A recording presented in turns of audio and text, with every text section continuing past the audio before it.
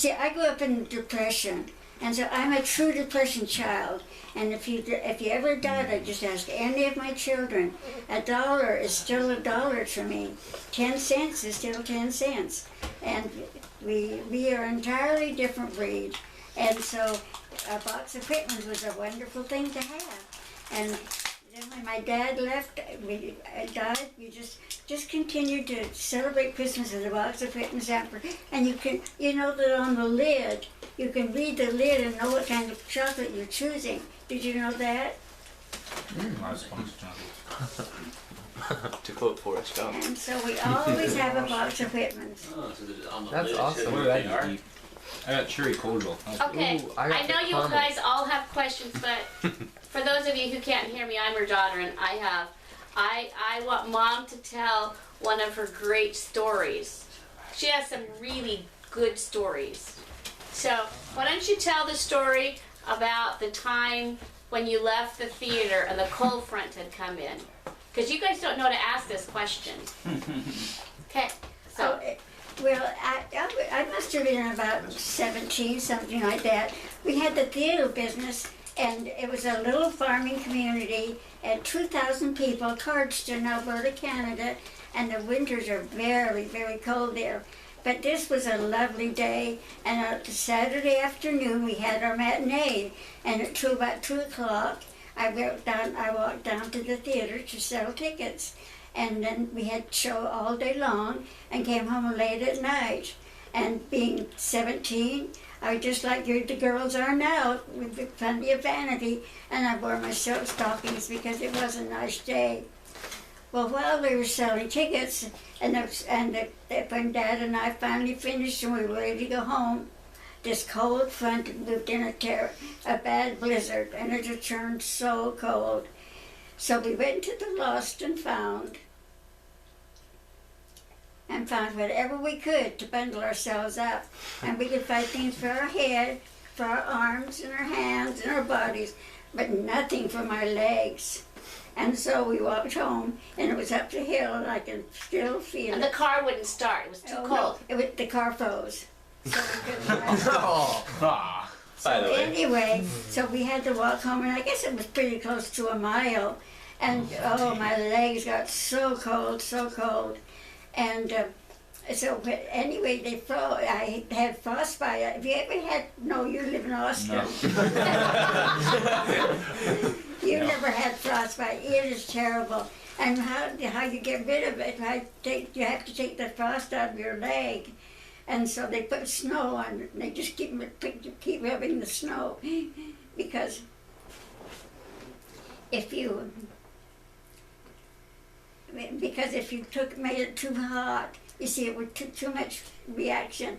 So anyway, If you warm up too quickly, yeah. you have to warm up slowly. So they would rub snow on it? Because you were colder than the snow. What? And so anyway, I just remember how painful it was. And to the last several years, when anybody touches my shins, it just really hurts, and my legs just give me lots of trouble. And suddenly I remembered, oh, I had frostbite as a girl, and I'm still getting the reaction from it. Can you believe that? Yeah. But anyway, vanity dies very hard in a girl's heart.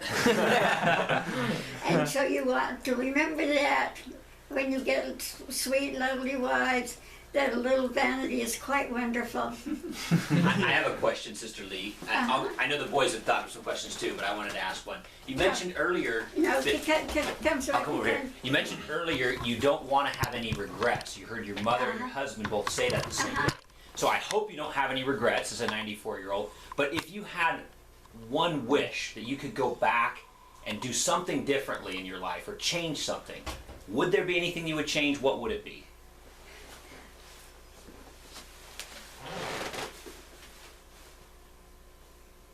I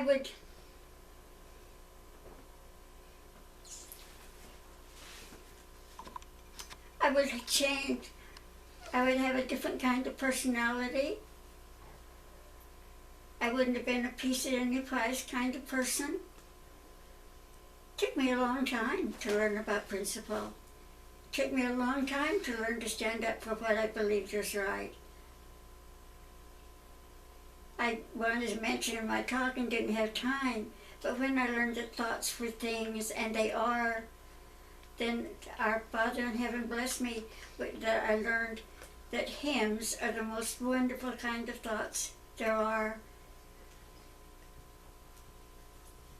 And they saved my sanity.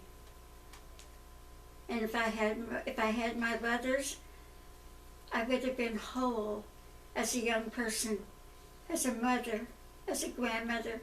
But it's taken me a lifetime to strive to become whole. And the only way we can do that is to know that we are one with our Father in heaven and with our Savior, and He is one with us. And we cannot separate ourselves from Him only by closing the door, pulling down the blind. He will never chase us or make us follow Him.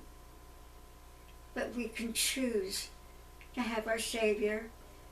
I remember Elder Scott giving a talk once, and he said, there's a time in your life, regardless of what has happened, no matter how you've been abused, no matter what has happened, no matter how terrible it is, there comes a time in your life when you have to accept what has happened for you. Forgive whoever needs to be forgiven. Forgive yourself. Forgive yourself. Remember that. Forgive yourself.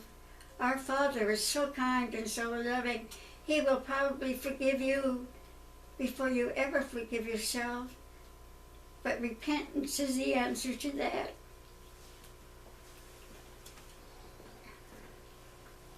I would be whole for my children so that I could give them everything that they need, because they took care of me. Many times they were the mother. I love my children. My children, my relationship with my Father, they are my life. And being able to be a part of this lovely, lovely ward. You can't imagine how much fun it is when a little family one family came about their violins, and they come and bring their instruments, and we sing. Do you love to sing? Mm-hmm. Yeah. Hymns are the great. A song of the heart is a praise to the Lord. You know the blessings that come from learning a hymn. And I was so blessed that our Father put a line of a song into my mind, and I said, oh, that's what I need to learn. And so I'd learn that hymn, and I'd learn it and sing it, and I'd learned in the lesson. And then I went forward, and first thing I knew, there was another line from another song. So I learned it. It's truly remarkable, wonderful, wonderful. Sing the hymns, learn the hymns, love the hymns. Such a blessing. Anyone else have a question? Want to go? We are recording, right? Yeah. Yeah. Okay. Oh crap. Great, I know you got one. Have you got one? I have one if you don't. You do one first. Okay. Growing up, say from the time you were a teenager to, I don't know, mid to late 30s, what would you say that like the most pivotal moment in your life would be? That's not hard to answer at all. The day that I was 20, I grew up in the church. The church was the center of our lives, the center of the community's life. And yet I didn't have a testimony. And the day that I finished the Book of Mormon, I have to tell you that I was 18 years old when Canada went to war in the Second World War. And so we lost our boyfriends. Many of them came home. Some of them never came home. Some of them came home wounded. Some had been prisoners of war, and they paid tremendous. And so we made lots of mistakes, and I was one of them. And I married, and I was in Canada in a little town, a little Mormon town. And my father had become the state president in the meantime, and he had a daughter coming home, married with a little boy, divorced. terrible thing. But my dad and my mother, they supported me, supported my little boy.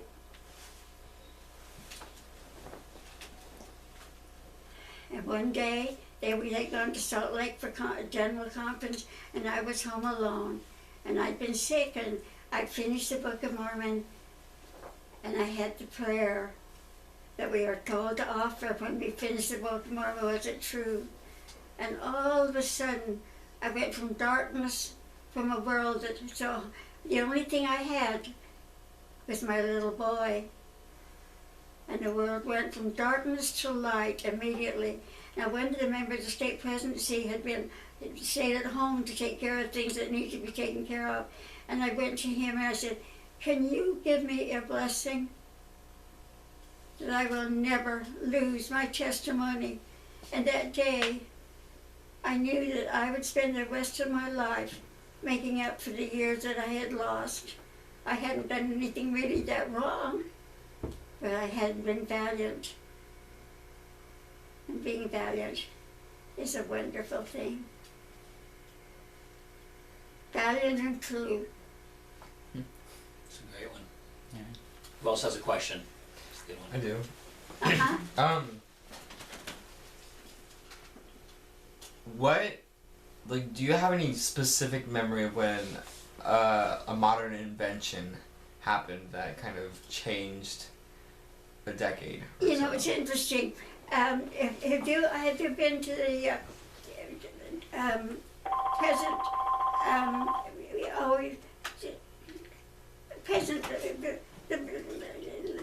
Lyndon B. Johnson or have you been to his library? Mm-hmm. Okay, I've been to several libraries of the presidents, but they've always just papers, pictures and stuff. But have you all been there? Have you all seen that library?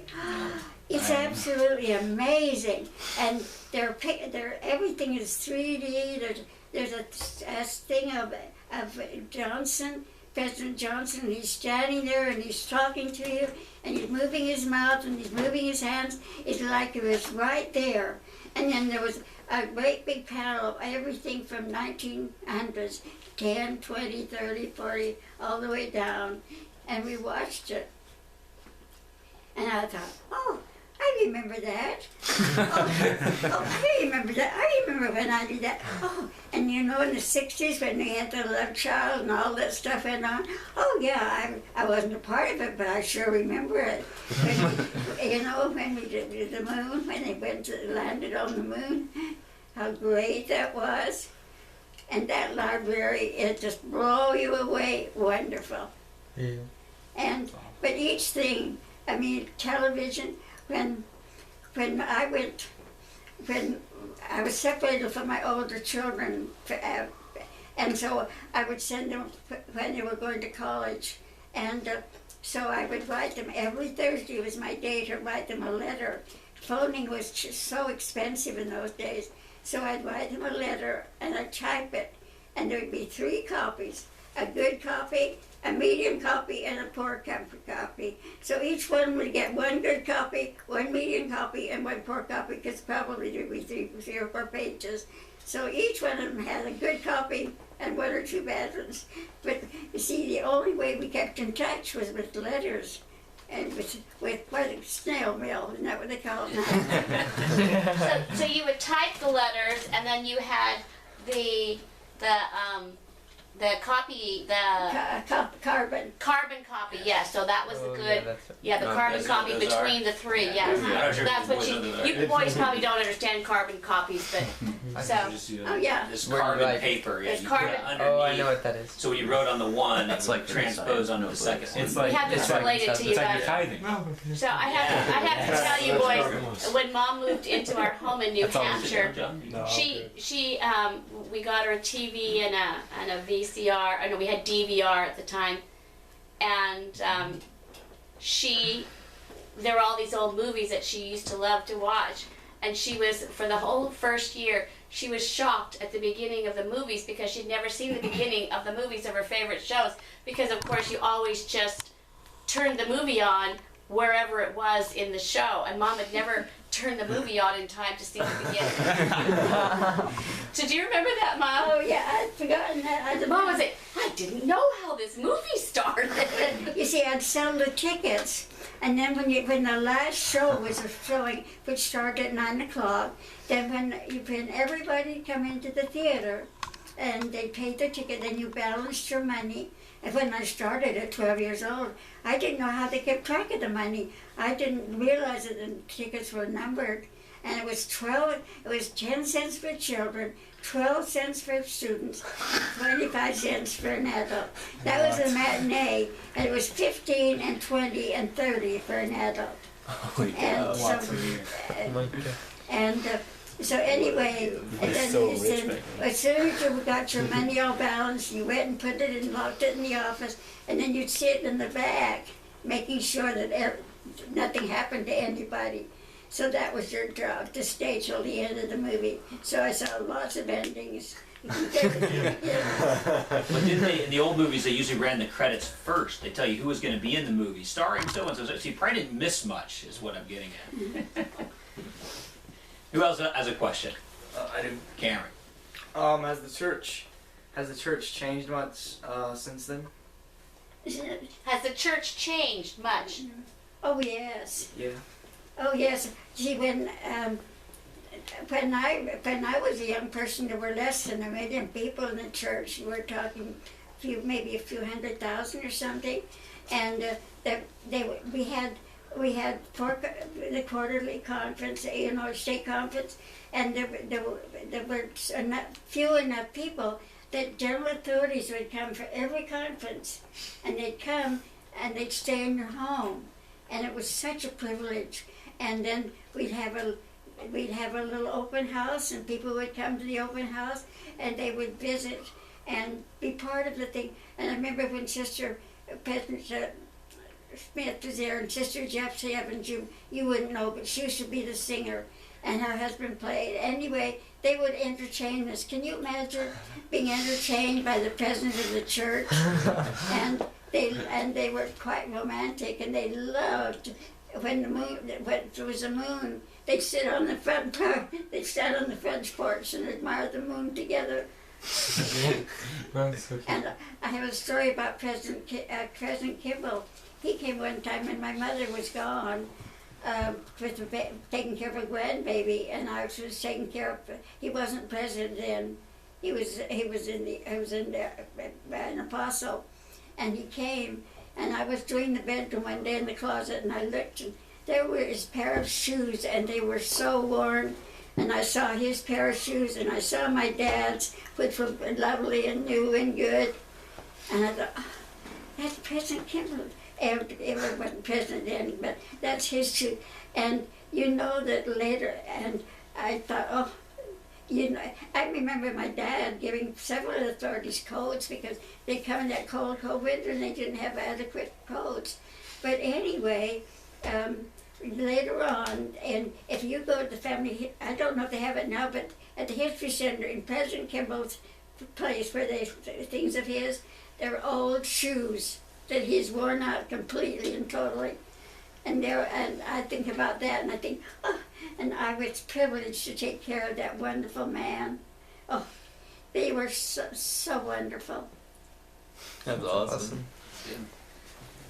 The question. Chill with the problem. I have a question.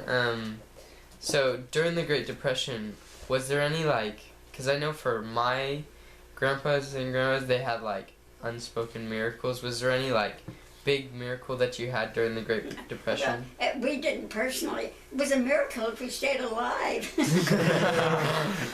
No, we had the Depression, but we didn't feel it like the people in America or people in the Ozarks and all those places where they had to leave home and suffer so much, because we had the theater. But later on, when I was doing Mother's Home, there were old records, and when I saw the poor admission there was, then I thought, oh, how did they ever stay in business? And it was just, but we all went without. I mean, if you would have a dress, a new boys would have maybe a pair of pants for school and a pair of pants for every day. And